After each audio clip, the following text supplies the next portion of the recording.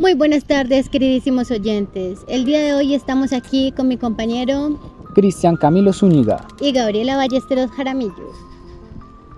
A continuación hablaremos sobre una historia bien perturbadora. Lleva tu conocimiento a otro nivel. Y remítete a la historia. Pero antes de dar inicio con nuestro podcast, un gratificante saludo al señor Juan Camilo Arias, quien es patrocinador de este podcast. Nos vamos a remitir al continente africano, exactamente en la República Democrática del Congo.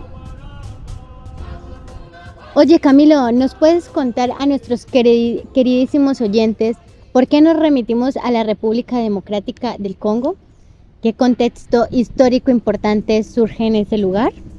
Si bien es cierto, Gabriela, la República Democrática del Congo es una región afectada por el conflicto armado. Para este podcast citaremos a un personaje muy famoso por sus acciones aberrantes y bélicas, quien se titula como el Exterminador, hoy llamado Bosco Ntaganda.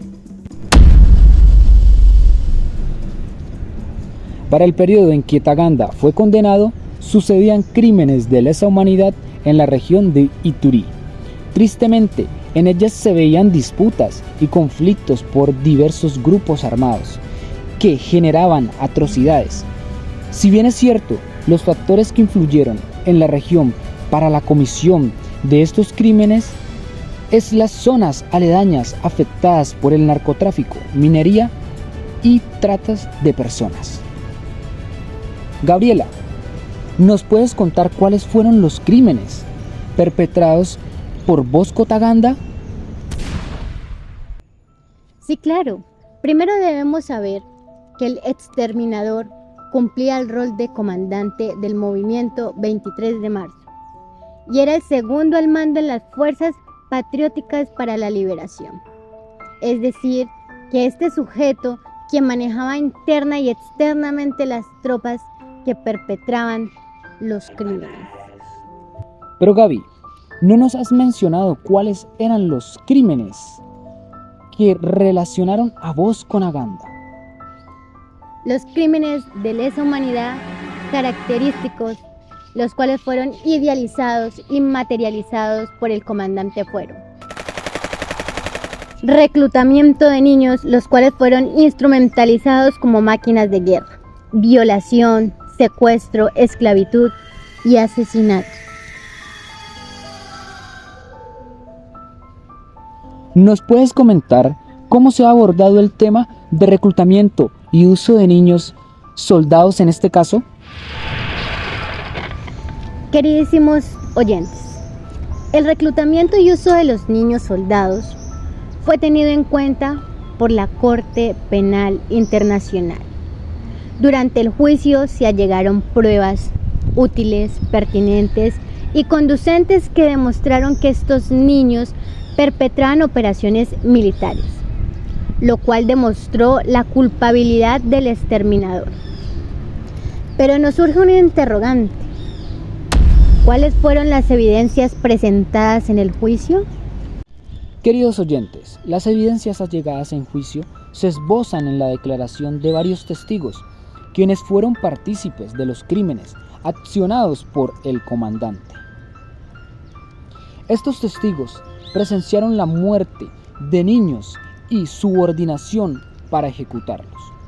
Si bien es cierto, los entes investigativos anexan pruebas al proceso porque interceptaron las vías telefónicas que se utilizaron como pruebas en juicio.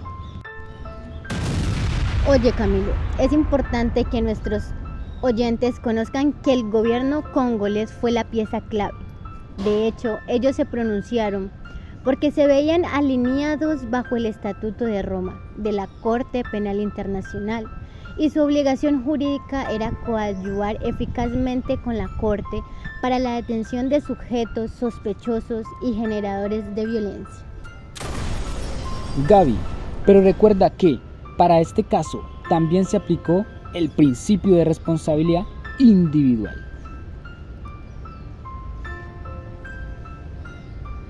El principio de responsabilidad individual hace referencia al deber que tuvo Bosco de responder penalmente por las acciones contrarias a la normatividad. Durante el juicio, la Corte Penal Internacional determinó que el conocido exterminador es responsable tanto por sus propios comportamientos como por las acciones de subordinados, ya que éstas eran parte de un plan político común de coordinación y general. Por lo tanto, la Corte Penal Internacional lo declaró culpable y lo condenó a 30 años de prisión.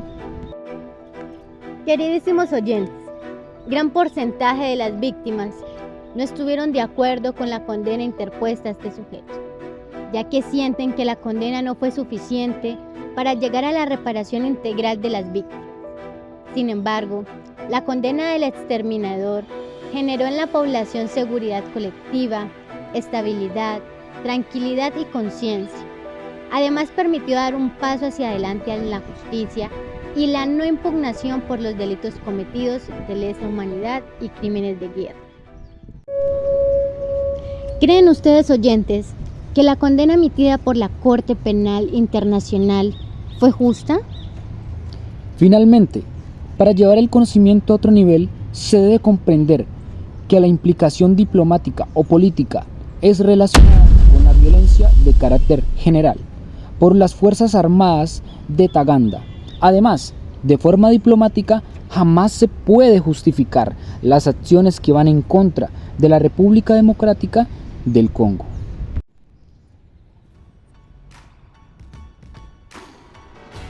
Para concluir, internautas, las lecciones aprendidas sobre este caso, en términos generales, es la trascendencia en la educación, en la cooperación internacional y la conciencia.